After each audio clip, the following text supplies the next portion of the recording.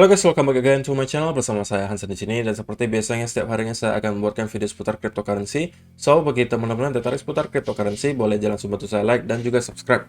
Jangan lupa juga untuk hidupkan lonceng notifikasinya supaya teman-teman gak ketinggalan update terbaru seputar cryptocurrency. Oke guys, hari ini seperti biasa kita akan update lagi soal Bitcoin, dan hari ini banyak sekali berita-berita yang pengen saya share untuk kalian, terutama nanti juga ada data yang cukup penting untuk kalian tahu. Dan pastinya nanti kita juga akan melakukan analisa teknikal untuk Bitcoin. So, stay tune terus sampai akhir video. Kita akan mulai videonya sekarang. Let's go! Oke guys, seperti biasa kita akan mulai dari market cap terlebih dahulu. Pada hari ini, secara global market cap crypto itu di angka 2,27 triliun dolar atau turun sekitar 0,1%. Bitcoin sendiri di angka 53.762, naik 2%. Ethereum 3.565, naik 1%. Binance di 432 dolar, naik 0,35%. Cardano 2,26, naik 4%, XRP naik 0,19% ke 1,06 dolar, Solana 153 dolar, Polkadot 33 dolar, naik 5%, Dogecoin 0,24, Terra 46,39 dolar. Terra juga lumayan banget, 12% hari ini, dan 7 hari terakhir itu 23%. Oke, jadi itu adalah outlook sementara dari beberapa top coin yang ada. Sekarang kita masuk dulu ke beberapa berita terbaru guys. Pertama datang dari JP Morgan yang mengatakan institutional investors are favoring Bitcoin over gold. JP Morgan analysts have shared that they believe an increased appetite from institutional investors has been fueling the Bitcoin rally. Institutional investors appear to be returning to Bitcoin, perhaps seeing it is as a better inflation hedge better than gold. Jadi menurut seorang analis dari JP Morgan, pada intinya sekarang ngelihat bahwa para investor institusi ini sudah melihat Bitcoin itu adalah aset yang lebih baik daripada emas gitu ya, sebagai alat untuk hedging inflasi gitu. Jadi pada intinya sekarang mereka ngelihat adanya gairah yang lebih besar untuk Bitcoin dari para investor institusi gitu. Jadi itu yang menyebabkan kata mereka beberapa hari belakangan ini kita melihat Bitcoin rally gitu ya, karena memang setahu saya ya, gold itu dalam beberapa tahun ke belakang ini pergerakannya itu tidak terlalu gimana ya, tidak bisa menjadi investasi yang menghasilkan cukup banyak lah gitu ya. Kalau kita lihat chartnya di sini, teman-teman bisa lihat gold ya, ini kita ambil yang monthly aja ya kan. Nah, dari tahun 2011, kalau kalian invest di gold dari tahun 2011 sampai sekarang pun sebenarnya investasi kalian ya kurang-kurang lebih segitu aja gitu ya, nggak ada penambahan value. Kecuali kalau kalian memang invest ketika dia dip kemarin di sini cukup jauh, dan mungkin oke lah ada kenaikan sekitar hampir 100% gitu ya, hampir 100% dalam jangka waktu 5 tahun kurang lebih. Oke, jadi 5 tahun di gold itu dapatnya 100%. Coba kalian bandingkan saja dengan Bitcoin. 5 tahun ke belakang harga Bitcoin itu berapa, harga Bitcoin sekarang itu berapa. Jadi memang ya secara di atas kertas juga memang bisa dikatakan secara return ya sudah jelas Bitcoin akan mengalahkan gold gitu ya. Karena 5 tahun ke belakang dilihat teman-teman bahwa gold hanya mampu sekitar 95%. Sedangkan kalau Bitcoin coba kita cek. Bitcoin 5 tahun ke belakang 2015 ya kan, anggap saja di sini $300 guys, $300, atau anggap aja 1000 biar nggak ribet ya, 1000 sekarang $53.000. Jadi berapa? 50 kali lipat uangnya. Kalau di gold 2 kali lipat, jauh dong ya kan. Makanya ya wajar aja sebenarnya investor institusi sekarang mulai ngelirik lah istilahnya ke arah-arah Bitcoin, walaupun mungkin nggak semua aset mereka dilempar ke Bitcoin gitu ya, tapi ada sebagian kecil yang sudah dimasukin gitu. Nah, itu pertama. Kedua, berita dari Brazil.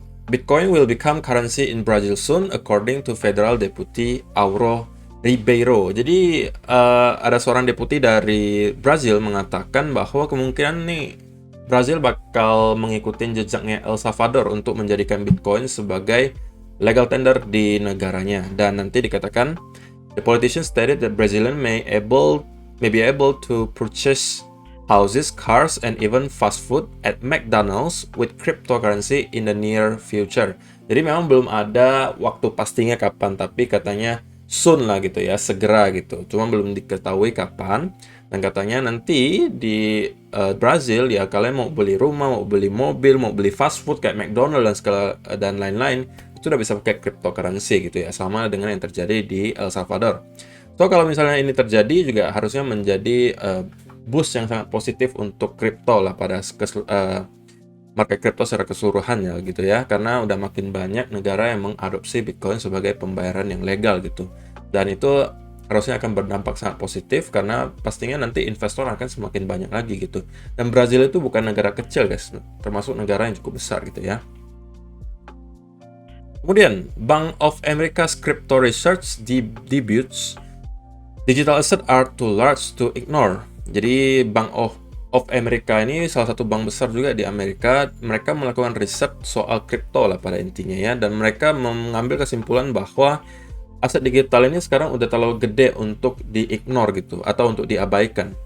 Dan mereka mengatakan, noting that the digital assets are creating a whole ecosystem of new companies, new opportunities, and new application. The bank said this is growing, this is mainstream, and it's not just Bitcoin. Jadi ini bukan hanya soal Bitcoin, tapi ekosistemnya gitu. Di ekosistem ini kita mendapati ada perusahaan-perusahaan baru yang bergerak di bidang kripto, ada peluang-peluang baru di kripto, ada juga aplikasi-aplikasi baru. Jadi mereka mengatakan secara kesimpulannya adalah Bank of America mengatakan bahwa kripto sekarang tidak bisa lagi diabaikan gitu, karena udah termasuk cukup gede gitu ya. Oke.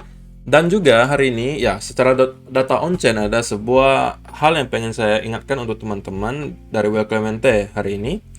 Seeing whales take some profit, still in clear uptrend since late July, but let's just keep a close eye on this over the next few weeks. Jadi pada beberapa hari ini kita ngelihat ada paus atau whale holdings di sini yang mempunyai Bitcoin di atas 1000, itu start untuk taking profit gitu ya. Jadi Will Clemente mengatakan dalam beberapa minggu atau bahkan beberapa hari ke depan kita harus sedikit lebih waspada lah gitu ya, sedikit lebih waspada. Nah, teman-teman bisa bandingkan, mungkin ini yang hitam ini adalah harga Bitcoin ya, dan yang hijau ini adalah holdingnya si paus yang mempunyai di atas 1000 Bitcoin. Ini adalah stok mereka di situ ya. Nah, teman-teman bisa perhatikan ketika kemarin kita naik dari 30-an ribu ke 53.000 itu sebenarnya di pertengahan para whale ini udah start untuk taking profit gitu. Teman-teman bisa lihat ada penurunan di sini. Tetapi bukan berarti dalam hari itu juga kita akan ngelihat penurunan harga di Bitcoin. Karena perlu teman-teman ingat, yang mendorong harga Bitcoin ke atas itu nggak cuma para paus, karena retail juga masuk gitu kan. Nah, kalau misalnya retail itu banyak yang FOMO, otomatis harga akan bisa terus merangkak naik walaupun nggak sederas di awal-awal, teman-teman bisa lihat. Oke, ketika whale udah pada taking profit sedikit, yang mendorong harga semakin ke atas itu adalah retail gitu ya.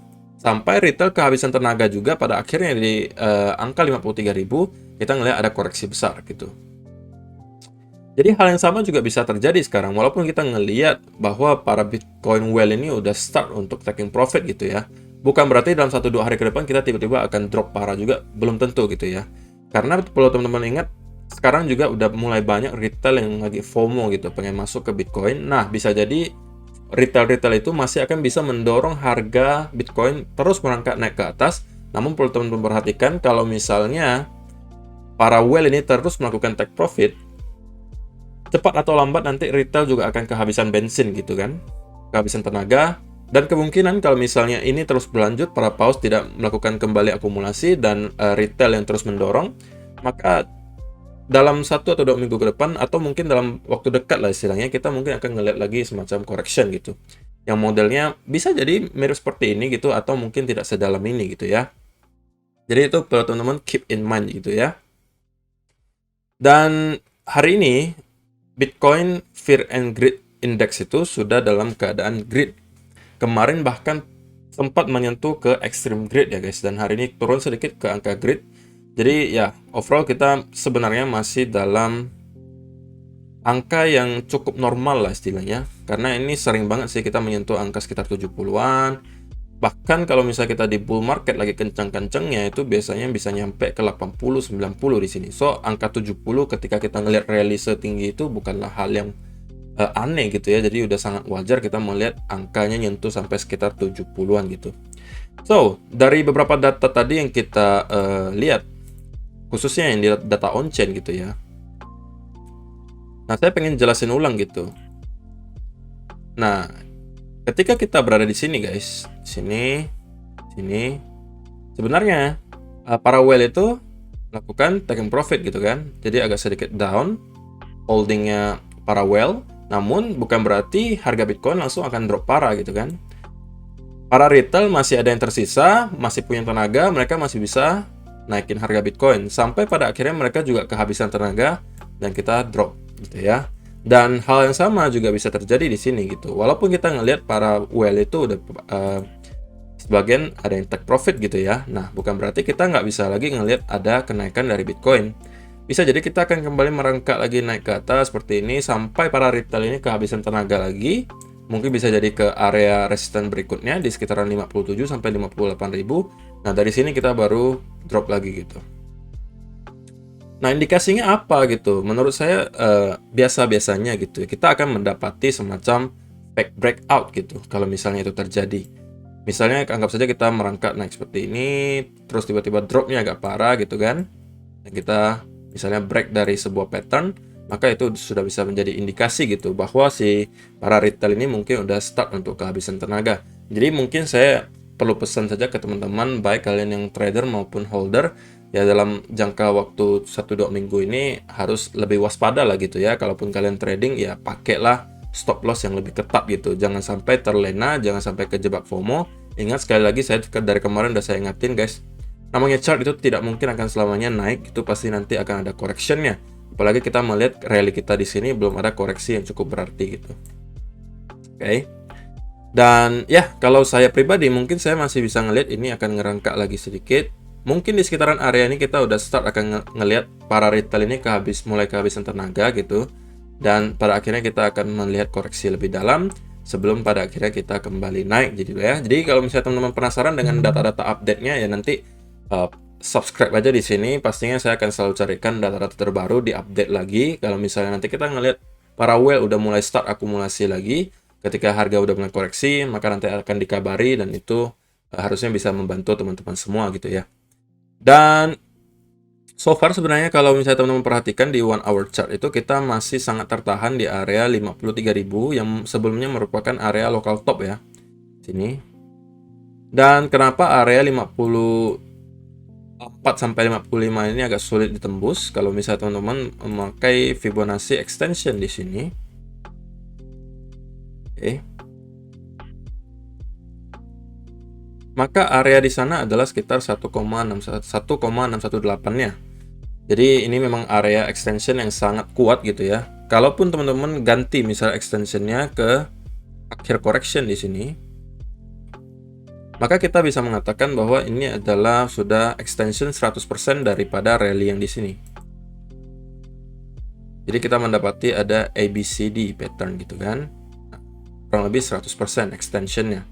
Makanya di sini kita ngelihat ada semacam perlawanan dari para bear di sekitar 54 sampai 55.000. Nah, so far kita masih belum melihat ada momentum bearish yang cukup kuat, hanya overall sideways gitu ya. Nah, kalau misalnya kita kembali merangkak naik gitu ya, dan kita mendapati adanya bearish divergence diikuti dengan misalnya pelemahan momentum, kemudian kita break dari sebuah pattern misalnya, nah mungkin itu kita bisa akan start untuk koreksi lebih dalam gitu ya. Dan koreksi itu sebenarnya wajar banget guys gitu ya, tidak perlu kalian terlalu takut lah gitu ya, karena nggak mungkin kita selamanya akan naik terus. Dan sebenarnya kita hold di angka 53.000 ini cukup baik gitu ya. Cuman saya agak waspada aja sekarang karena kita belum mendapati koreksi yang signifikan gitu ya. Atau kalau misalnya kita sekarang udah start koreksi ya, mungkin kita akan breakdown dulu dari area 53.000.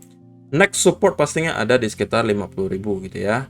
Dan kalau kita udah nyampe ke sini kemungkinan ya bisa jadi para whale akan start untuk akumulasi gitu, akumulasi lagi gitu ya.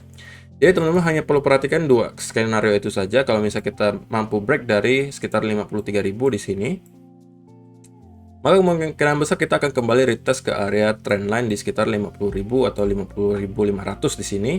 Dan kalau misalnya kita mendapati ada pattern reversal di sini, ya bisa kita start untuk ikutan buy juga gitu ya. Atau skenario kedua, kita kembali merangkak naik tetapi dengan momentum yang tidak terlalu kuat gitu ya. Dan pada akhirnya kita ngelihat ada semacam pelemahan momentum, lalu break dari sebuah pattern dan kita akan start untuk down gitu ya. Jadi dua skenario itu aja yang perlu teman-teman perhatikan sekarang. Kalau untuk saya pribadi, sekarang menurut saya adalah no trading zone gitu ya. Adalah zona di mana kita nggak bisa trading dulu. Kalian sell juga sekarang agak riskan, kalian buy sekarang juga agak riskan gitu. Jadi sekarang masih no trade zone lah menurut saya gitu ya. Jadi masih perlu wait and see terlebih dahulu. Oke, jadi itu aja untuk dari saya hari ini. Semoga bermanfaat untuk kalian semua. Dan sekali lagi guys, kalau kalian trading, usahakan lebih waspada beberapa hari ke depan. Jangan sampai terjebak di pucuk gitu ya. Oke, jadi itu aja.